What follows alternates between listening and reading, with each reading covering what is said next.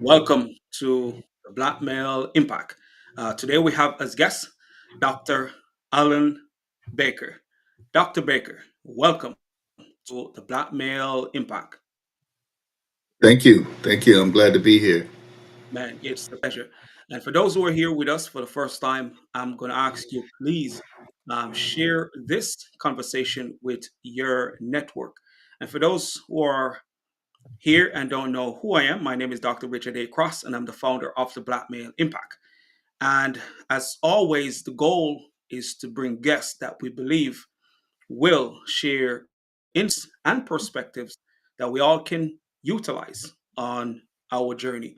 So, whilst you're here with us, please share this conversation with your network. I can guarantee you, you will get something from this conversation today. But before we get into the conversation, I'll just share just a little bit about Dr. Baker, and then I'll give him the floor to share more about himself. So, Dr. Baker is a mission driven leader. He's also an adjunct professor. He is a public health professional and a continuing education expert. But before we get into the conversation itself, as I said earlier, I'll just have Dr. Baker share more about himself so you can get to know him a little bit more before we get into this conversation today. The floor is yours. Well, thank you. I try to think of things that people would like to know about me. I am a native Houstonian, raised here until I decided to get serious about pursuing my education. I have had a chance to live in several other areas around the nation. Lived in New York for about 6 years, where I accomplished two of my degrees. Also um, worked extensively in uplifting the Black community there in central New York through my volunteer work.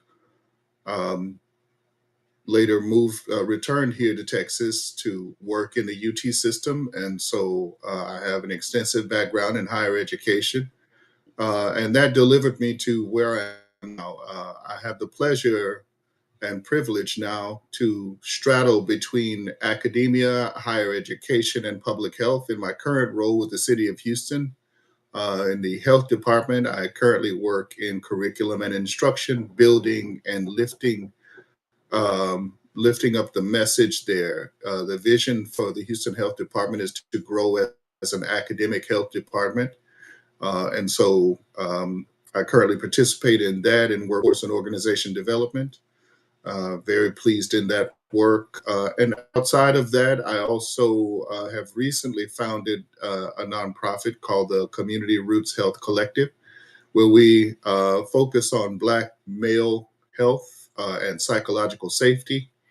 I do a little bit of community health work as well. I am also an instructor for community health workers. So we extend the narrative to just to help people feel empowered in their own space, regardless of where they're from, to help them cope with issues regarding their health and their own psychological wellness.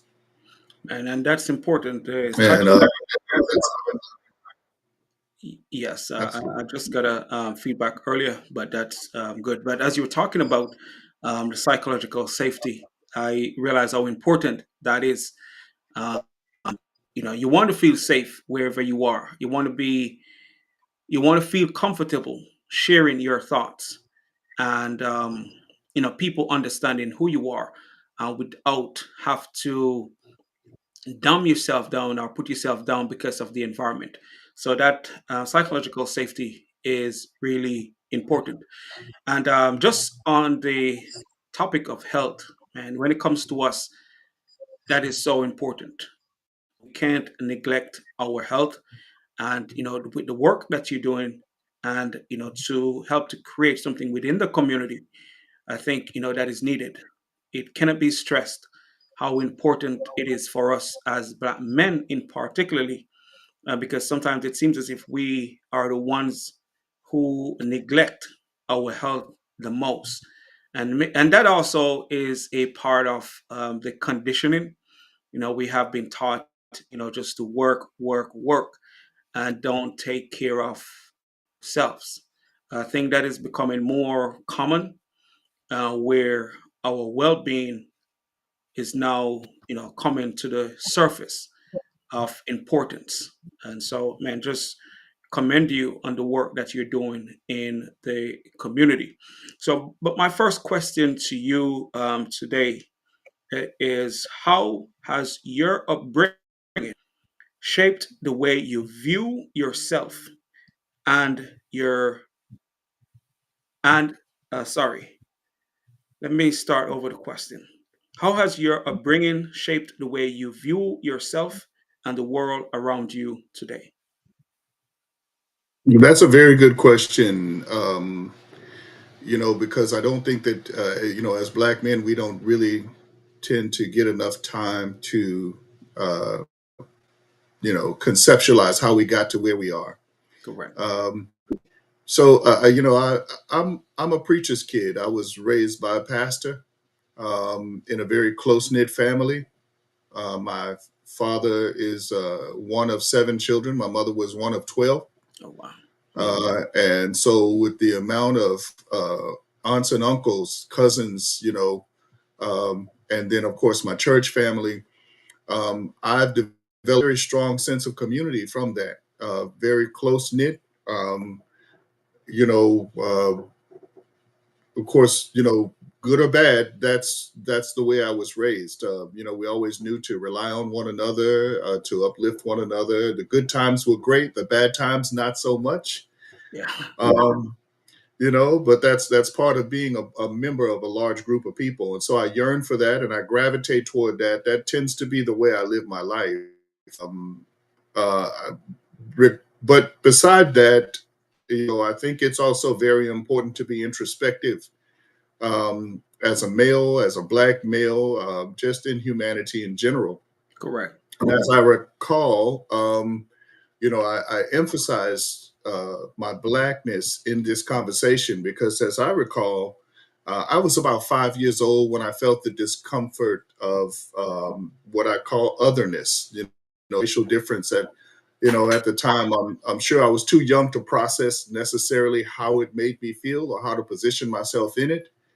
Um, but I had a racialized experience at a young age, between 5 and 6 years old, where I realized that there were going to be, that something just wasn't right. I Correct. couldn't really conceptualize it until I got to be older and old enough to understand that there are going to be some places where I was not welcome, where I was not able to show up authentically. And I think that's when the process began for me to start to build this armor that I carried around with myself, and to a certain extent still do to this day, to figure out exactly how I was going to engage with the world. And so I think that is a part of the way I view myself. um, some parts of that not necessarily the favorable to some people. It may not sound great, but the truth is we all mask ourselves in one way or another. So that's also a part of me. But also, my ambition really has been the champion of that. Um, my father has a doctoral degree.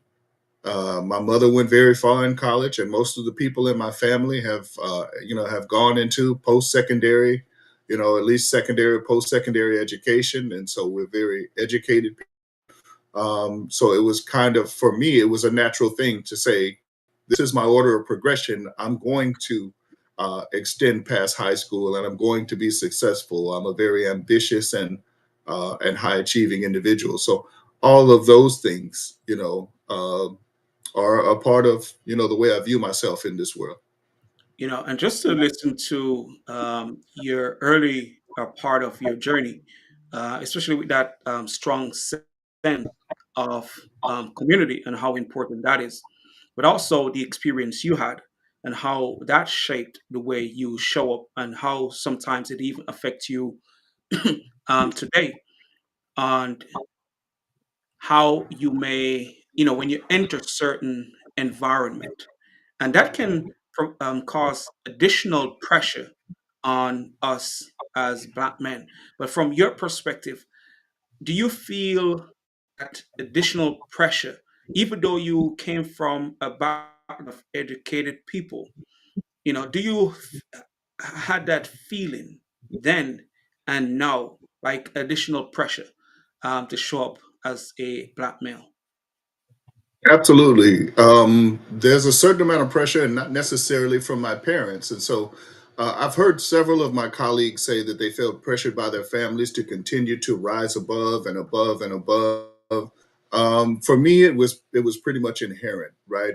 It was assumed that you would just figure out how to toughen yourself. Um, we never had the bootstrap conversation, pull yourself up by your bootstraps. um, one thing that my grandmother helped me understand is that some people don't have boots. And so Right. if you don't have boots, you don't have bootstraps. So you got to figure out how to get yourself going. Um, but the other thing that she also mentioned to me was that you show up brand every day. And if you show up brand new every day, the pressure is not so great upon you to push you down. So I think that what you really understand, especially in terms of my education, in today's society, I think we make the mistake of confusing um, educated or educational attainment with wealth. Okay. And those two things end up becoming success in one's mind. But the truth is, as a graduate, as a postdoctoral graduate, um, those are not true, right? Right. Educated people are not always wealthy. Wealthy people are not always educated. You can see that across society. Oh yeah. Socioeconomic evidence shows us that Black men have been held at bay from the experience of economic success, held at bay from the experience of political freedom, and held at bay from access to privilege and afforded the same privilege that's afforded to the white majority in this country, and that's whether by design of white supremacy or in consequence of our past, right? Correct. Um, it- you know, um, some people just simply don't have the mindset that will allow them to develop the discipline to achieve either Correct. economic success or financial success. But I think that there's a pressure. In fact, I know that there's a societal pressure for us to lean more toward wealth and lean more toward wealth as a vehicle for success. And I think Correct. we have to be very careful in terms of societal expectations. So I've always avoided using the race card to say that it's because of my race that I am where I am. But I also understand my environment. And when I understand my environment, I understand specifically that the pressure in my environment may cause to react in certain ways in response to those pressures. The condition of a Black person in America forces him or her to kind of keep a constant awareness of the situation they find themselves in, and so I'm not immune to that. Well, I really love your perspective on not using the race card. Even we know the pressures are there. There are certain things that we may not have access to. But when we do use who we are as crutch, it will stop us, I believe, from achieving what we are capable of because we have so many examples before us who did not have as much as we do today and went on to achieve great success. And because they did, that means if we work hard enough, despite the challenges and despite the barriers, we can achieve more than the audience. So I really like your perspective because sometimes we have to get past that, we are Black, not in the sense that we don't have challenges, but not to use it to the extent of stopping ourselves from achieving what is possible. And so societal expectations, being that you were talking about expectations, have you felt pressured by and how have you overcome them? Um, Generally, outside of my family, right, outside of my general community, and in the workplace, I have noticed quite a bit of pressure and responded to the pressure to show up uh, authentically. Um, well, or should I say the pressure against showing up authentically? Yeah. Um, I've never been good uh, at becoming the teacher's pet, right? I've never been good at popularity contests. I am who I am. Correct. Um, the difficult thing in being that, knowing myself, is well. Let me start with what's not difficult. What's not difficult is being critical of myself. It's not difficult at all. I know where I fall short. I know where I have challenges. Um, I also know where there are places that I don't necessarily fit the niche, right? Correct. Um, but for me, what that represents is an opportunity to overcome. And then I have to make a decision within that if it's even worth um, rising to those challenges. I know that I won't be everything for everybody. Correct. And the more that I try to be everything for everybody, the more I'm going to exhaust myself. And I've learned this over time, right? It takes a quite a bit of time to just understand that I'm not going to be everybody's favorite. And the more I've tried to be everybody's favorite, the less favorite I've become, right? Um, Specifically in the workplace, um, that may make me a threat, and I Yeah. understand that. Yeah. I understand the way that I may be perceived because I'm not trying to necessarily be liked Or fit in. um, or fit in. Um, at the same time, though, I'm not there to be a disruptor, and so we have to remove the reality of that in our the way we process our thoughts. I'm not there to make waves. I'm just specifically there to accomplish the goals at hand when I arrive at 7:30 in the morning. Correct. Right. Um, now here's the pressure. The Yeah. pressure is really a lot of times internal.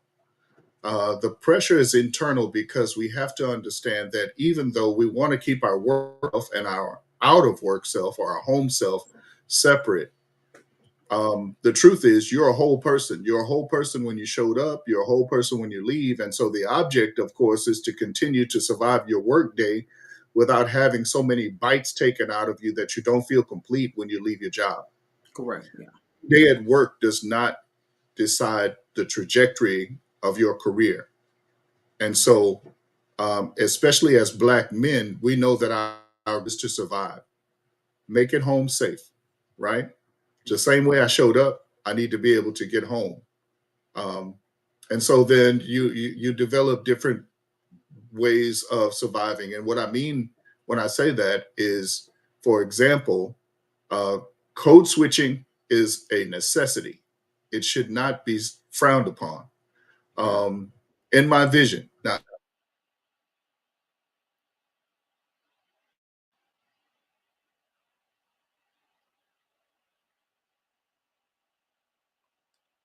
It's a little bit of technical difficulty. But as Dr. Baker was saying, that as we all are somewhat familiar with code switching, and that sometimes we have to, make some adjustments based on the environment that we're in. And not only that, is to understand that not everyone is going to in agreement, even though when we show up in the environment, we don't show up to be a disruptor. But not everyone will accept who we are for who we are. And Dr. Baker is back with us, and you were sharing a valid point. Um, you know, for us to understand that not everyone is going to be in agreement, and that sometimes you know can put additional pressure on us. But you said something that I'm trying to bring back to memory, where even though you go to the environment, the organization, the work to do the work, and just because you're being and don't want to fit in, some people will see that as a threat. But how can we deal with that when you know yourself you're not going to make those adjustments to belittle yourself, but you don't want to come off as a threat? Because, but I don't think that is going to be an individual responsibility. But it does happen. Yes. Yeah. I'm sorry about that. Yeah, I don't know what happened here. I had a power outage here at my house. Yeah. Okay. So, um, yeah, what I was saying is, specifically, when you are a serious individual, and people around you can tell that you're high achieving. If they are not, that can be perceived as a threat to them. Correct. Correct. Um, And so, um, I think right there, when we talk about pressure, that's when it becomes very important that we remain true to ourselves, that we understand and recognize our own vision. And specifically for me, several times I've had to write a vision statement for different places. What do I plan to achieve here? And what do I plan to accomplish here? And staying true to that is what's going to help you survive and thrive in that environment. I think that is a valid point you make right there.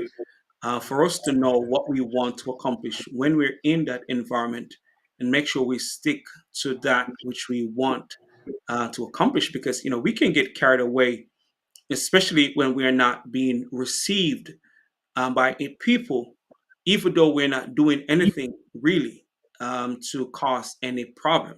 But as you mentioned, sometimes just being yourself, being authentic, not changing to fit in with the culture per se, or act like everyone else. People will start to see you as other. And sometimes, even your own people, because, they still look at you as other just because, you are okay with being yourself. But we all know if we try to be the person for everyone, as you mentioned, we start to lose who we are. And that's not what we Yeah. want. We want to be authentic, and we want to be the best that we can be, so we can contribute to the organization that we are a part of, or just to contribute on a whole in the Mhm. world the best way possible. But if we start to lose ourselves, we're going to start to lose that which the world needs from Yeah. us. So, how do you handle criticism while staying true to who you That's a very good question. Also, handling criticism while staying true to who you are actually requires a balance, a very distinct balance of humility and self awareness, and confidence. I think that a lot of times we will compromise our confidence when we are not aware specifically of who we are and how we show up in a certain place. So that criticism can then stir up a lot of emotion in you quickly, especially if it hits a sensitive spot or it feels unfair to you. Yeah. Um, and so, um, what I try to practice most often is that is the pause. I think the pause is very important. Take a break. Give yourself a deep breath. Give yourself the space to process your emotions. You know, before you respond, so that your reaction aligns with your values. And that's the reason I said before, it's important to recognize that you have a vision, that you have a value statement in any place where you work, where you're working, where you're present, where you're trying to accomplish. It's very important to have that so that you can ground and center whenever the criticism arrives, right? Because it's going to arise. And that's the Yeah. thing that we don't, that a lot of times I don't think we gas ourselves up enough to understand when we show up in a certain place. If it's your first day, right? Your first day on the job, your first day in a position, your first day in a new environment, we tend to just assume that everything is going to go great, Correct. right? So we don't prepare ourselves for criticism and those types of things. The emotional response, of course, is to immediately feel defensive when criticism shows up. So other times, you may shut down, you may start to second guess yourself, you start to self sabotage. And when you self sabotage, then whatever vision or value you've already have in place, it goes out the window. So, Yeah. like I said, I'm learning to pause first, to just kind of let the initial sting of that criticism set in before I react. And that pause gives me the chance to ask, better questions. Is there something true in this criticism here that I need to hear? Right? Correct. Ideas don't just people don't just pull ideas out of nowhere. Correct. And so a lot of times that criticism may require you to just ask more questions, and those may be introspective or they may be extrospective. Maybe I need to actually question the person who's criticizing me a bit, when I can calm myself and gather myself. So even when the feedback itself is messy, poorly delivered, I think it might still offer me something valuable if I can pause and process it. So I have to remind myself to separate the message from the messenger. Correct. Correct. Uh, And you know. and not to cut you off, because I just want to highlight what you just saying, because that is really a valuable point. Because we all have to deal with criticism at times, and if we take it personally, we may respond in a way that we later regret. As you mentioned about the pause, I think just think about what the person said and look to see, is it something that I need to do, or as you mentioned, maybe I need to talk to the person who is critiquing me, and maybe there is something else outside of them just saying what they're saying to me, because that happens. And I think as you're talking, it is important that we get to that perspective and understand that people will always have something to say. Now it's up to us to really look at what they're saying and make changes accordingly, or ignore it, because sometimes the best thing to do is ignore what they're saying, because it may not be valuable, and because it may not be because of what I'm doing, but maybe because of something that they are not doing or willing to do. So I really appreciate. But I know you were about to say something else, but just go ahead. Wanted to highlight that. Yeah, absolutely. So, I mean, what we recognize is that some people's feedback, or some feedback in a certain instance, is about that person's expectations or their fears, not yours, right? It's not about my actual choices or about my character. And so when I pause again, I'm allowed to listen critically and try to and understand and digest the meaning behind that criticism. I can receive what helps me to grow, and I can release what doesn't align with my truth. Again, I go back to my community. One thing that my dad, used to tell me all the time is, any advice that I give you is not yours. It's mine to you. And so you choose to take the meat and leave the bones. But you pick out from it what works best for you and what may work best for you in that situation. That's why it's so easy for me to recall these things now. So that's where my values come in. My values help me filter that criticism. If the feedback pushes me toward a greater integrity or courage or compassion, I'll just lean in there, and take the pieces of that criticism that I know are most valuable. The rest of it, you have to let it roll away. And I'll also add, I used to be, I sold used cars at one time, Oh in my yeah. life. And so if you have thin skin, that's not the place for you to work. And so Correct. I've had to learn to, take the pieces that work for me and incorporate them in my vision, my values, and my strategy. And then the other pieces that are unnecessary, I let that go. You can't lose sleep over what people think about you. Correct. If I'm going to lose sleep, because I'm awake working on myself. That's right. And you said something that is really valuable, which not all of us as black men, get to experience it. And I'm going to acknowledge a few of the comments in a minute because someone validates the point that you have made about code switching. But I'm going to highlight some of the other comments in a minute. But you said something where your dad share with you on how to deal with, when someone share their perspective with you or their point of view or their opinions. You take what's good for you and you do away with the rest. But not all males have that experience to grow in an environment or in a household where they have a male to give them that type of guidance and foundation.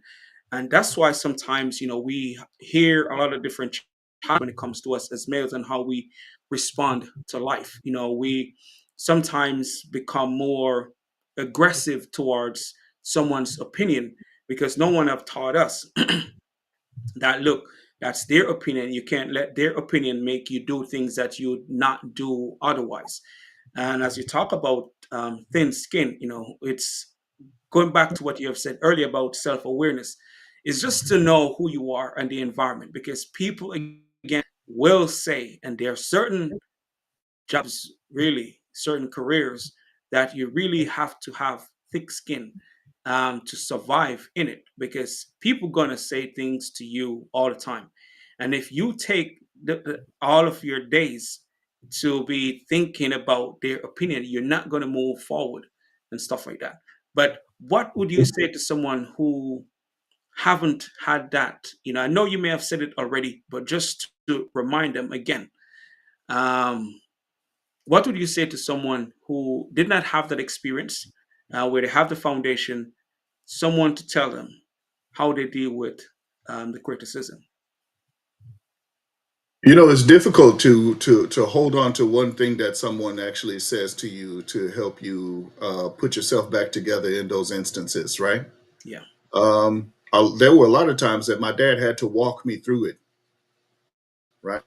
Um, and I understand a lot of young brothers, they don't have that same example. They don't have that same pillar in their home to lean against. But what I would say is, the more you love yourself, the less anyone else can tear you down. hmm. And loving yourself means knowing yourself. And so, if you don't know certain things about yourself, that's where you get hurt, right?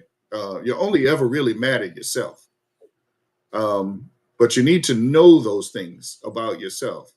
I'll give you an example. So, if I'm the type of person who doesn't like to wake up before 6 a.m., um, you know, and that means I can't accomplish anything before about 8 a.m., right? Correct. If I can't get myself out of bed. But now, if I recognize that and I take advantage of that, of that knowledge immediately, I can't wake up by 6.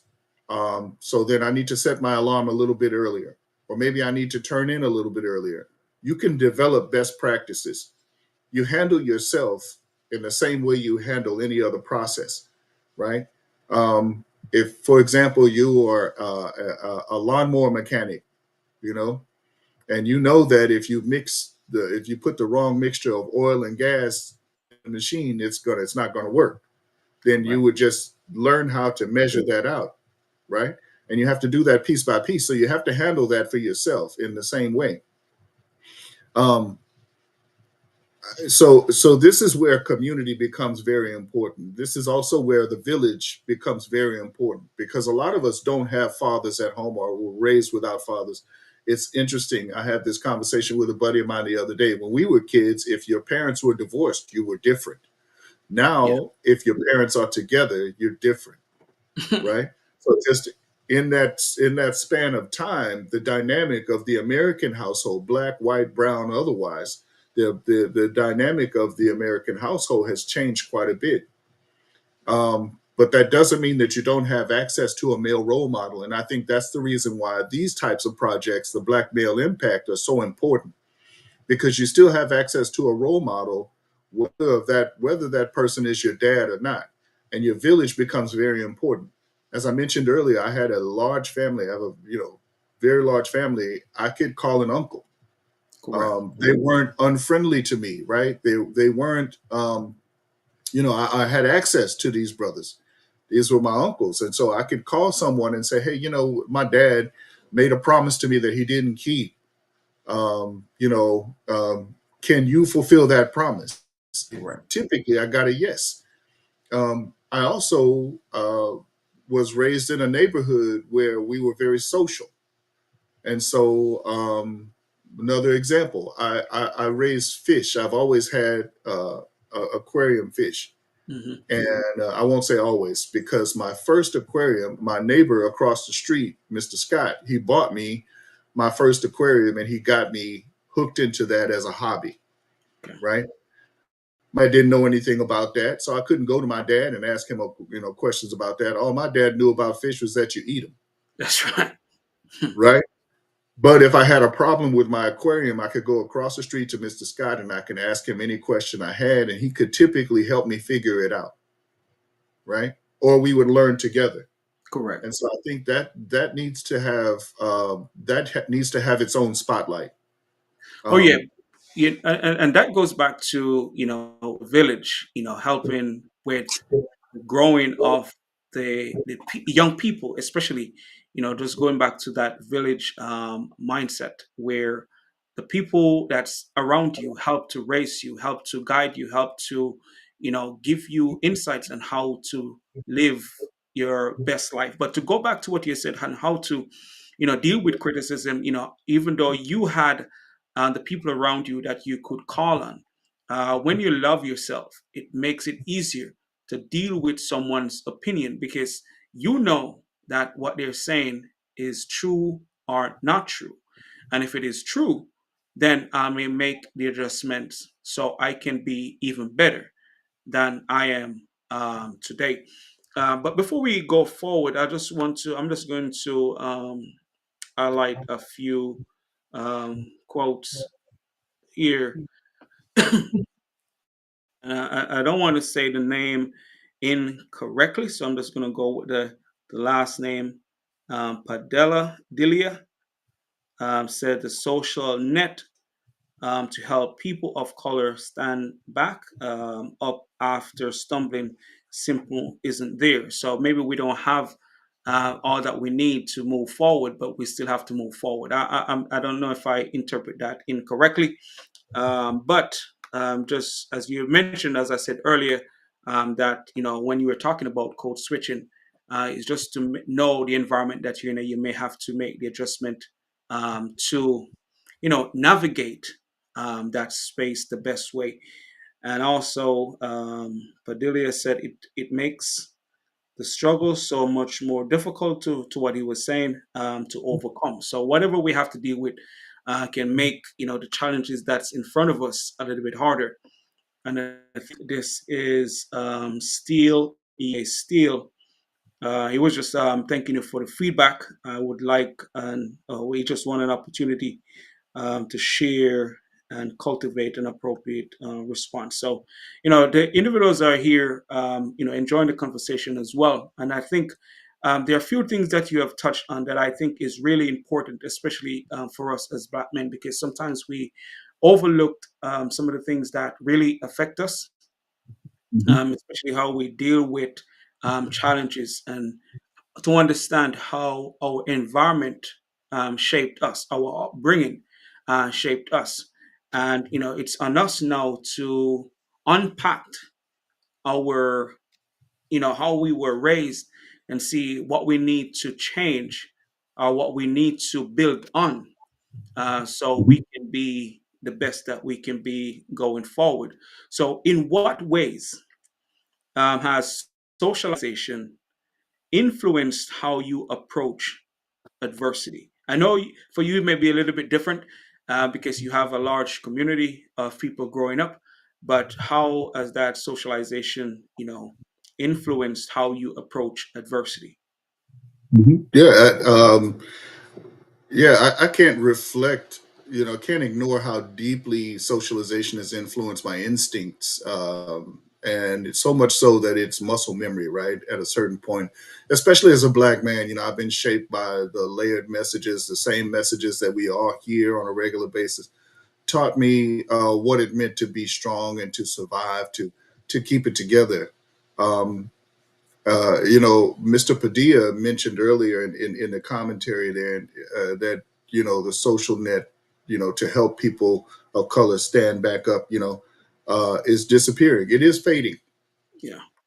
and I think it's because a lot of times it becomes cliche. Some of the things that we say to one another to uplift one another, man up, handle your business, Yeah. don't let them see you sweat. Those phrases were just sayings, but well, they weren't just sayings, but they were more survival codes in a world that too often sees black male emotion as a threat. If you're not careful, the box that our society and the white supremacy within our society will put you in will turn you into a robot. Um, and the truth is, these days, black men are not talking to one another. We're not talking to one another well enough to unpack, those things that establish our psychological safety. And we're also not talking to our children, our peers, our colleagues, and we're not giving reverence to our elders in conversation. So, through sayings like that, what happened to me was I built my own armor, and within the protection of that armor, I may not have realized that self-reliance can often mean guarding yourself from valuable interactions with people who actually don't mean to harm you, right? So when you're protecting yourself and always on guard, there's some good stuff in your society that can't get in because you're always guarded up, right? It can't filter in.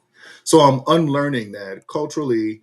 I was handed a strength without softness. And I'm learning to get in touch more with those parts of me that other people may consider soft, right? I'm having conversations. I'm going back. I'm revisiting old grievances. I'm making amends where they're necessary. I'm discussing accountability, specific ways to say, hey, I was wrong here or there, and I apologize for that. And how can I make it right? Those practices are disappearing the more we tell people to man up and handle their own business. Those practices are disappearing the more we tell our youth to focus on money and not actual culture and not actual authenticity. Um, and so I've come to see that adversity isn't necessarily a test of how much I can suppress, but how much I'm willing to face with honesty. That of course being strong doesn't mean going at life alone and expecting to just be so quote unquote independent that I don't let people in who can feed my growth. Correct. It means telling the truth about where I've been hurt. It means telling the truth about where I struggle, telling the truth about where I actually need community. Because if you want to go fast, go alone. If you want to go far, we go together. Man, man, you have touched on, so many good points when it comes to us.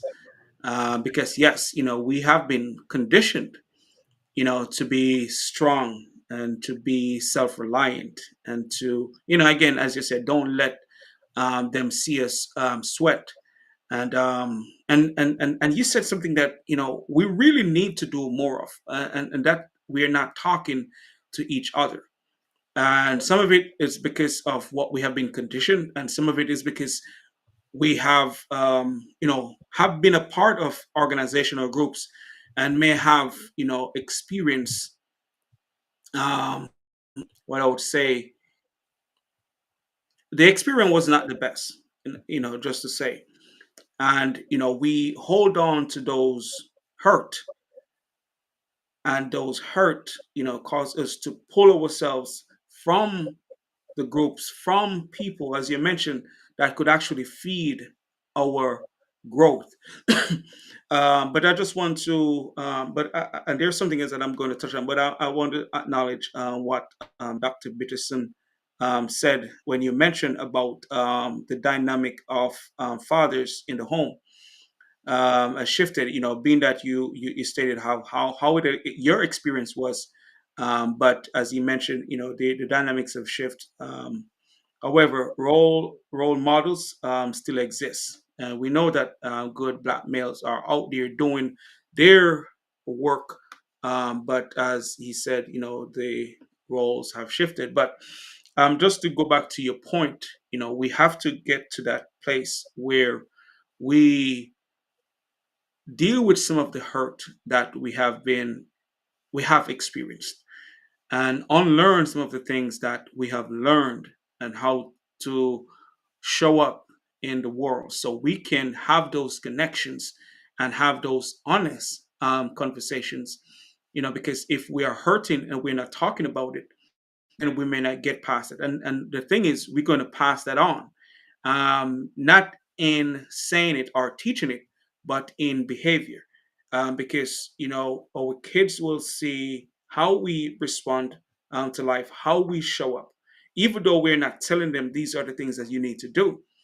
But because we are doing them and how we respond to life, they're going to take those on as well. So it's important that we address some of those that, you know, we are dealing with today. You know, just to go back to the point that you have made, and I think if we can get to that point where we start having more conversations with each other and to understand that, you know, we all had our own fair share of experiences and that's why we may show up the way we do. I think we can get past some of the hurdles that um, prevents us from, you know, building those relationships, connecting with individuals that could actually be really beneficial to our own development and growth. And to go to the quote that you've mentioned, that, you know, we can go far, or we can go what could you repeat that quote? We can go, sure, we can go fast alone, or we can go far together. Man, that is so profound, and man, that is so profound. I think this is also Mr. Steele, where he mentioned we are shaped by our environment, but there comes a time when we must intentionally and consciously differentiate ourselves from our environment if they were not positive ones. And that Mhm. is so true. And that's a valuable point. That's Mhm. a valuable point. Yeah. Yeah. I like to add there, we should all consider ourselves a work in progress. Correct. As long as you're drawing breath, you can change, Yeah. right? Um, I've been sitting with the weight of, how much my environment has shaped my mental health and kind of my sense of self worth. Um, Not just the obvious environments like school, play, like, school campuses or work or, but the invisible ones too, like the place where I live in my mind. The cultural expectations, the media narratives, the silent rooms where I wasn't necessarily seen fully as an individual or as valuable. Excuse me. And I think that we have to sift through that and figure out what parts of that, as I mentioned, are useful and what are not. If we're not careful to become a work in progress throughout our lives, as long as we're living, we should be changing and growing. If we're not careful enough to do that, what we find is that we bleed on other people. You Correct. know, our pitfalls, our shortcomings, our depressions, our anxiety, all of those different things. And I'm not, let me first say, I'm not a mental health professional, Correct. but I do know that if I don't fix the areas where I'm broken, those are the areas that will rule my life. Yeah. Um, I've even had to go back and examine, with my children, different ways that, the things that I've had to use to survive may have affected them, Hmm. right? And being accountable to that. See, that's the piece that I think a lot of times is missing when we talk about our environment and our environmental growth.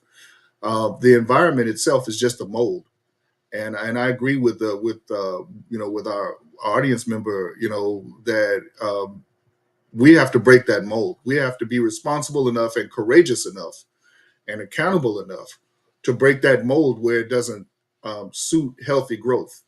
And that's the place where a lot of brothers are stuck. Correct. Um, Breaking that mold means acknowledging that the mold exists. And breaking that mold also means not contributing to the strength of the mold itself, but more the strength of the person stuck in the mold, right? Um, it's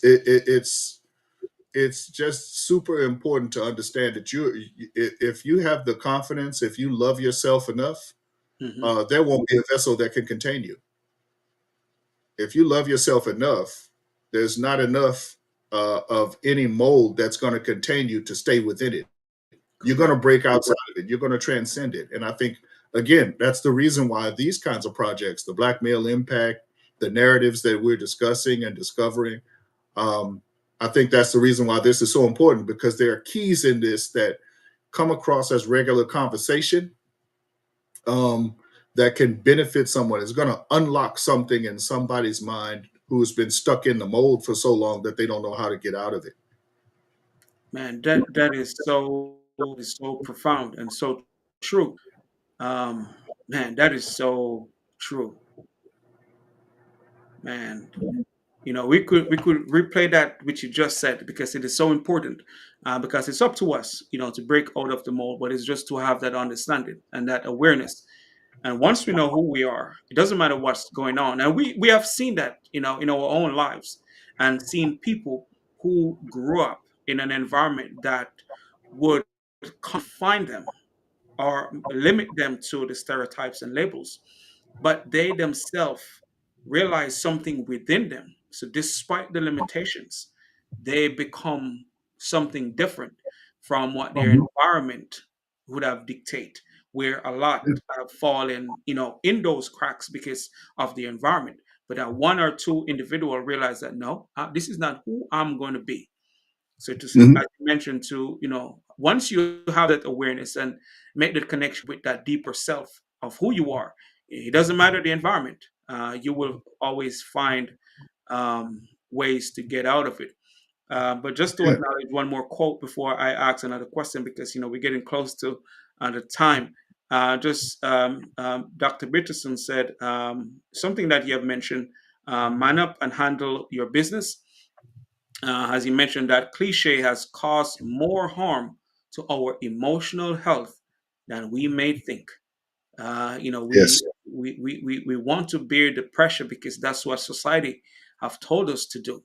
But yeah, because of that, we don't express how we feel.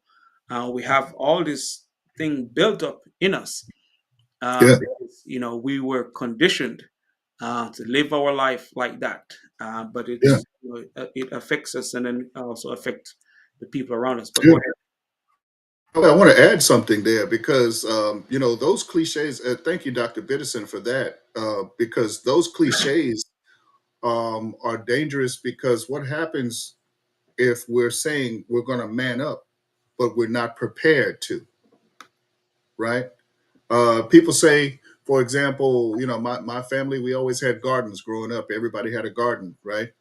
But what if you have no gardening skill? We're telling people to be self-sustaining. If there was no supply of meat today, how many of us can actually hunt or fish? There are very few of us who could actually sustain ourselves. Why? Because we're not prepared. It's Correct. not because we're not built that way, but we're not prepared. So, I don't think there's anything wrong with recognizing that you're not prepared. I felt the representation, the pool of representation in rooms where, maybe I was the only black man. I was the only black there. I felt the unspoken weight of getting it right. What if I don't get it right? I'm not prepared for that. I don't just carry my name. I carry the expectation of what people think I am. Correct. Um, So every success feels like a statement. Every mistake feels like confirmation of someone else's stereotype. When you're based on that, on just not being prepared, that pressure can wear you down to the soul. That's right. um, what I'm unlearning is that my worth isn't tied to my performance. And so that's why I say we're always a work in progress, because you may not be prepared today, but if you're constantly working on yourself, you'll be prepared tomorrow. Man, and that's important. That's a great reminder as well. That because we can sometimes think we are there, we made it, and we don't. We still have a lot to learn. But I just want to acknowledge something that you have said, that Miss Jones, Miss Sherry Jones, stated that breaking molds are needed for each generation.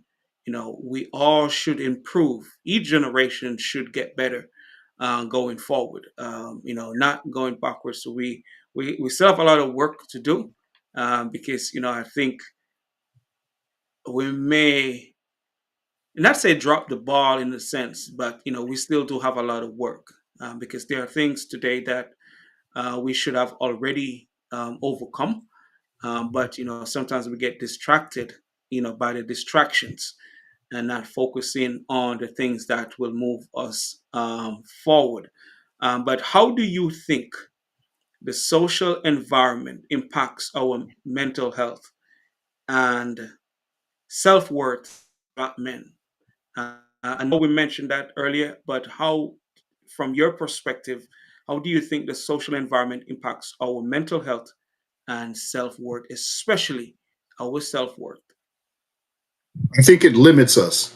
I think that, especially in a time where critical thought is at minimum, uh, our approach to thinking about things deeply is rooted in artificial intelligence and not real introspective thought.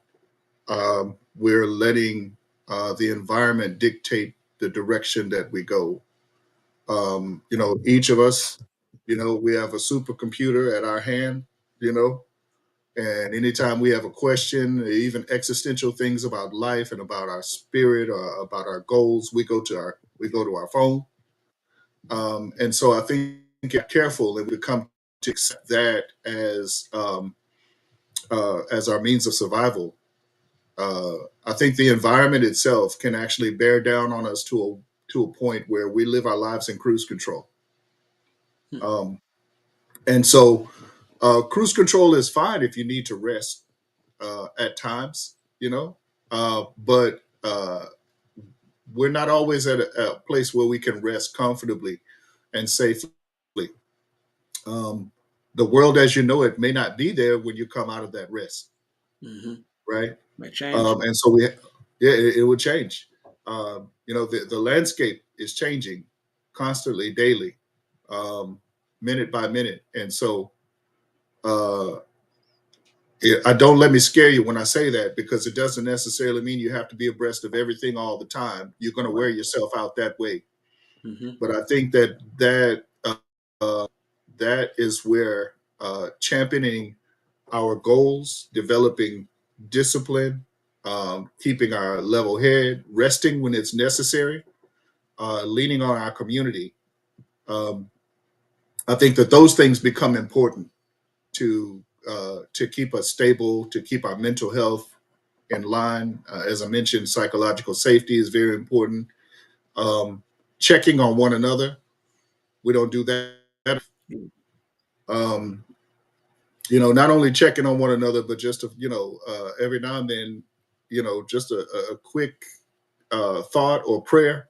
Um, I pray a lot. Um, getting plugged in our community in ways that we haven't in the past. Correct. Uh, Sharing a little bit of your grief actually can diminish that grief, Correct. right? And so they're also talking about as things are changing, sharing life hacks. You know, I think these are the things that we can do to push back against the pressure that our social environment places upon us. Yeah, I think that is important. As you mentioned, we don't talk to each other. We don't, um, share what we're going through, and our environment, as it goes back to our self work, can sometimes cause not to feel empowered or feel as if we can do some of the things that we may want to do.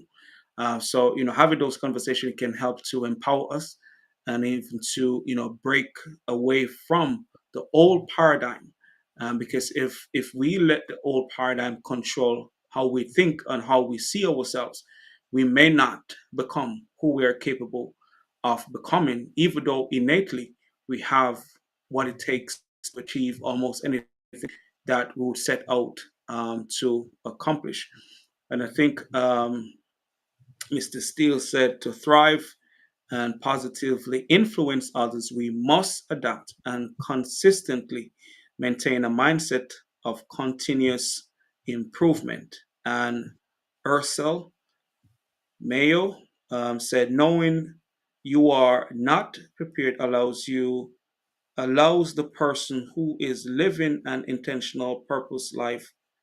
Knowing you are not prepared allows the person who is living an intentional purposeful life to focus. And my next question to you is, were you going to say something?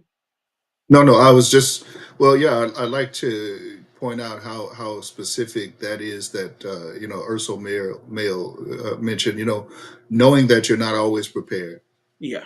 uh, you know, really kind of keeps you at the height of your game if you're ambitious.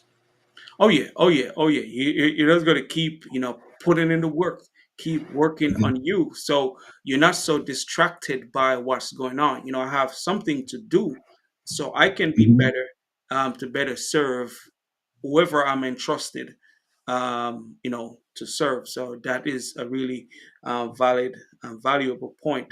So what experiences in your childhood, and I think you have mentioned this, but I just for those who just come on now, what experiences in your childhood do you feel mold your confidence and resilience today? Mhm. Um, so when I was a kid, I was very small, um, and I had a bully. I can remember this as clear as day. I won't say his name because he might be listening. But I had a bully, and it was almost as if his whole the center of his joy was stealing mine. Wow. Right, on a daily basis, he picked on me, man. I mean, you know, if you can imagine making a first grader's life hell, he did the best he could, you know. But here's the thing that helped me with resilience. I showed up every day. Um, and when I finally had a chance to confront him, it took me about a week or two to get the courage together to confront him about, man, why you can't just leave me alone? Uh, it got good to me. I'll say that. Yeah. Um, I won't give you all the details. There may have been a little physical confrontation in there, but I'll say what he quickly had was that he was going to have to face me every day. Wow. And so this is what I mean about resilience, about having the confidence and knowing who you are specifically. Um, that kid was just an example. Anytime I've had some opposition, um, I've always felt that the best thing that you can do to champion your opposition is to show up every day. So your opposition Oh, only lasts for so long. And I'm not just talking about a regular 9 round fight. I mean, I'm talking about every day you see me, if you're gonna oppose me, every day you see me, you're gonna have to fight me. that's right. Oh Right. yeah. And any opposition, I'm not talking about always something physical. Specifically, what I really mean more so is the psychological strain that we deal with on a daily basis. It doesn't have to be a person specifically. It's the environment that we live in.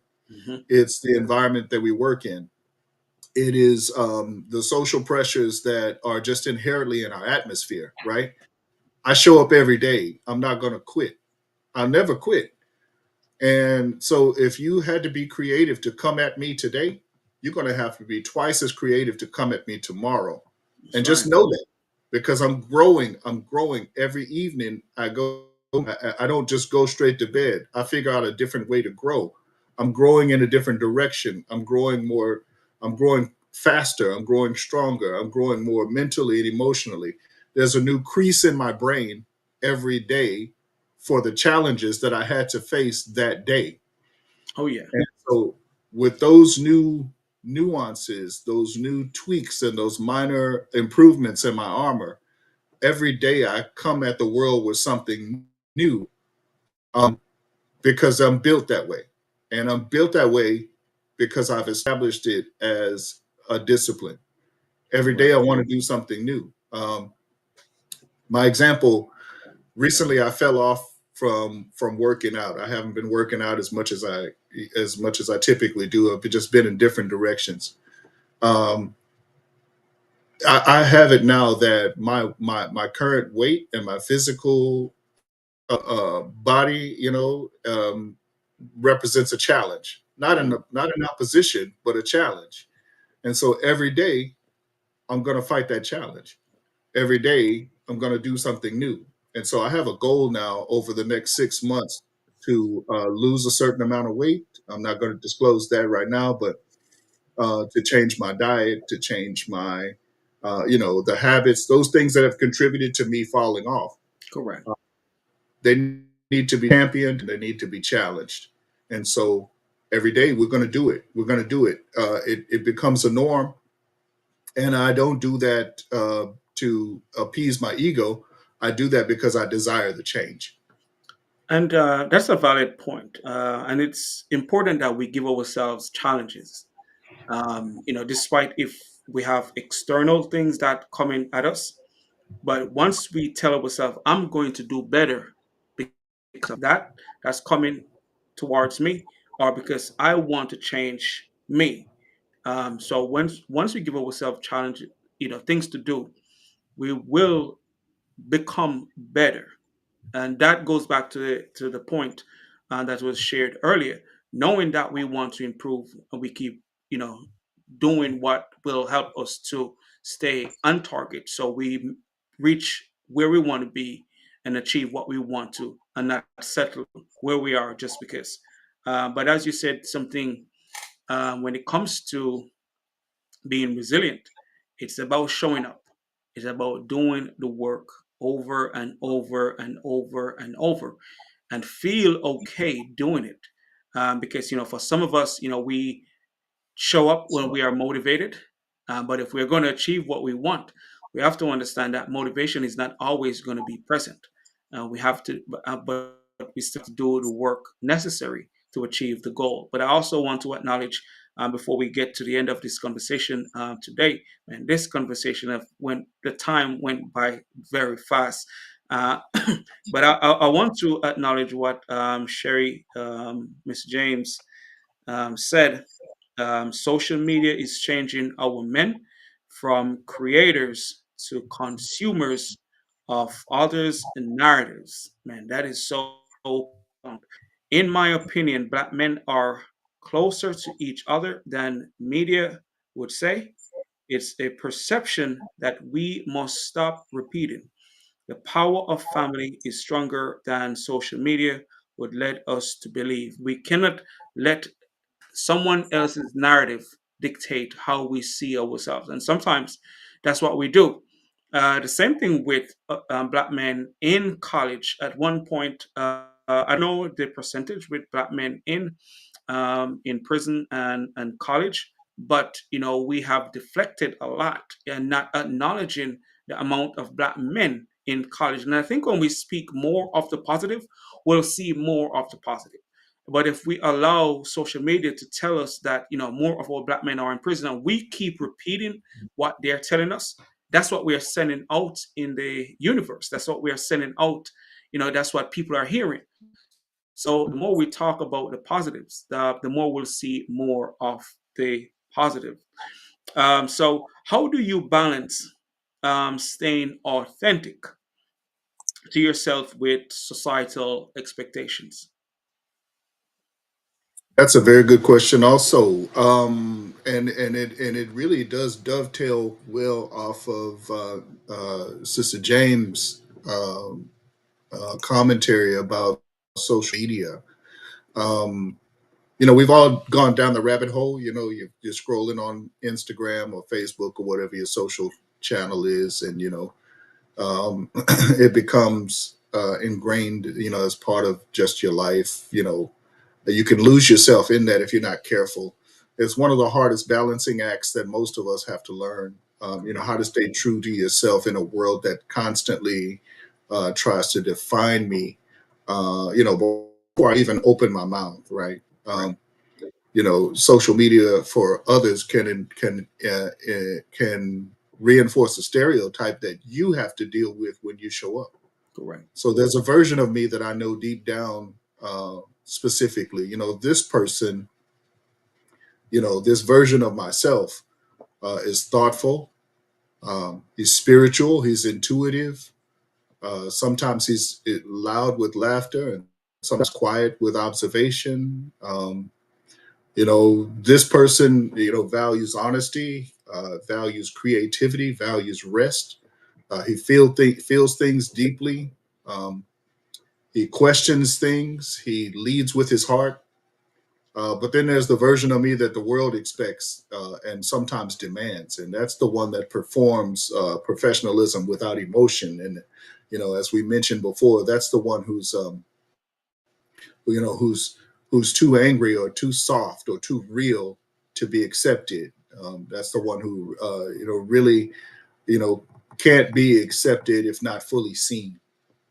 So as a black man, I think I've been taught both directly through experience that there are consequences for stepping outside the lines, and so it's difficult then when you think about that, how to balance the societal expectation with your true self.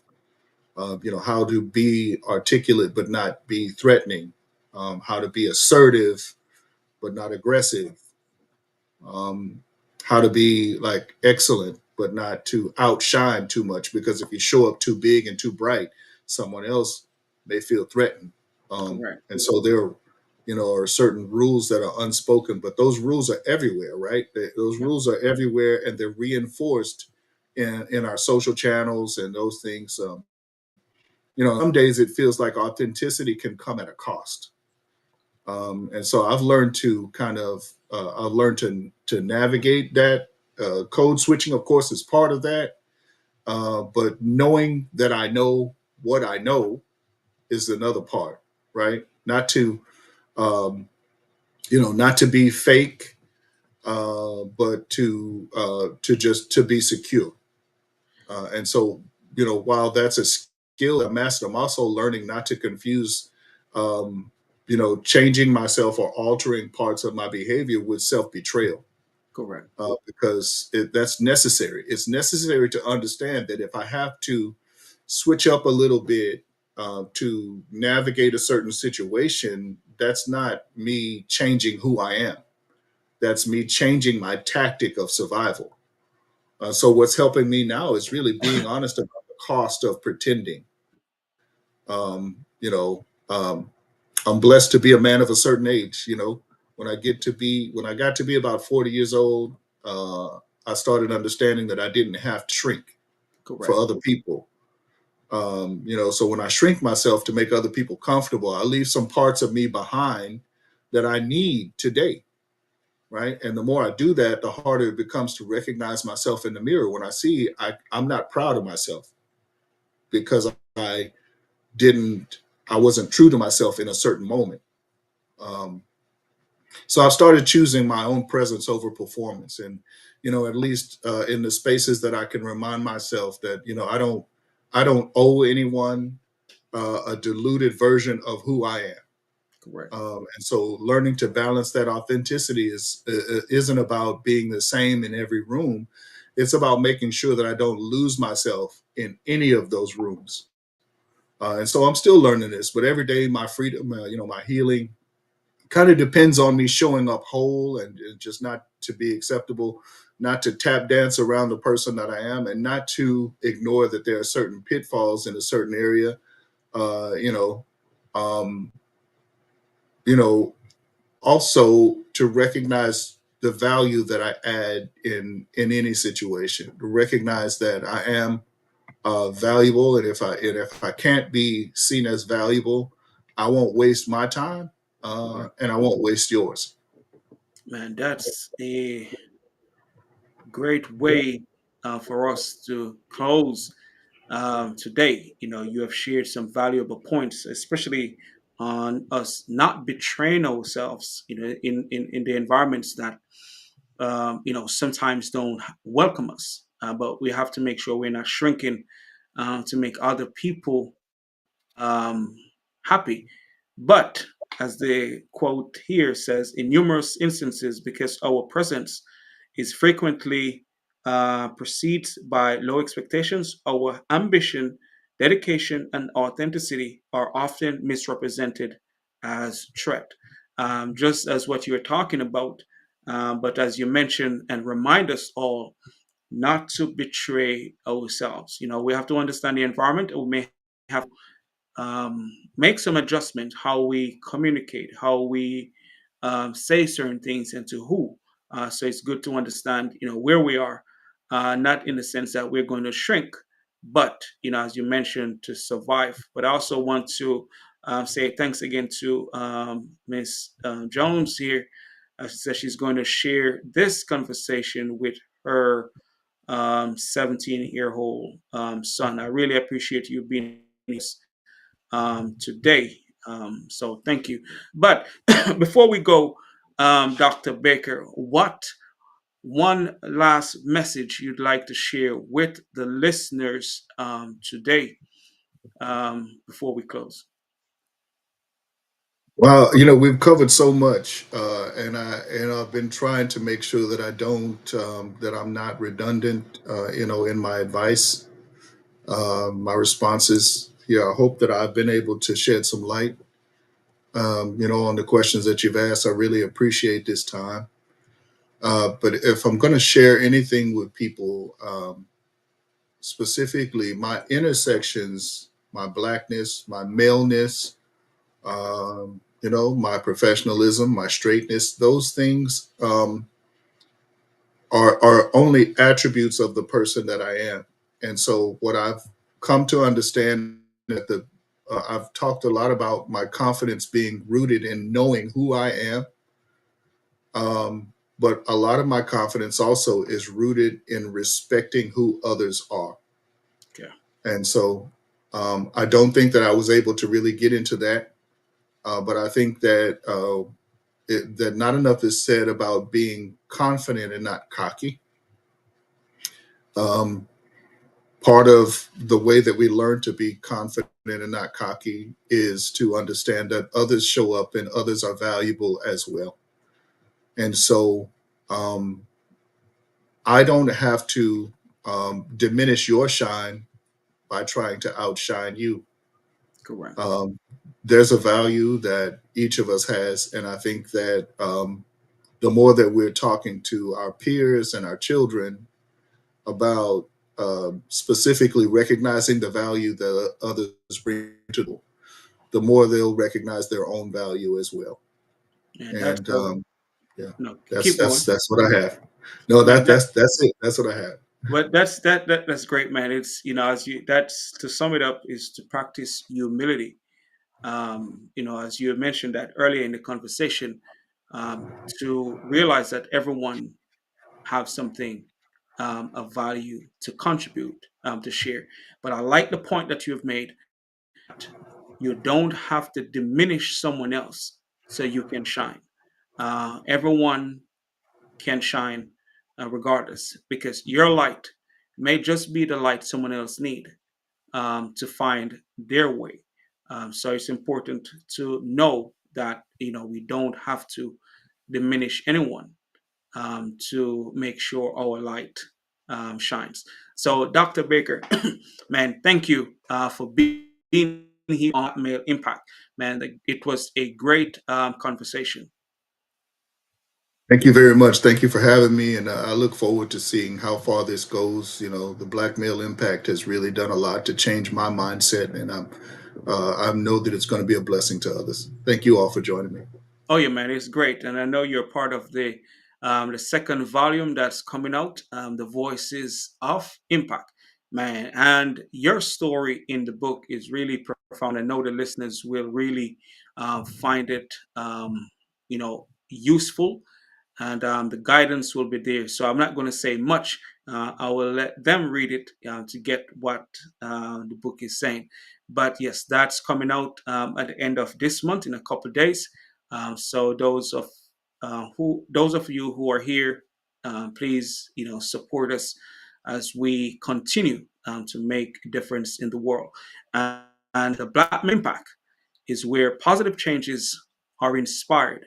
And our goal is to bring guests that we believe will share insights and perspective that we all can utilize on this journey. Thank you all for being here with us and looking forward to the next conversation. Thank you.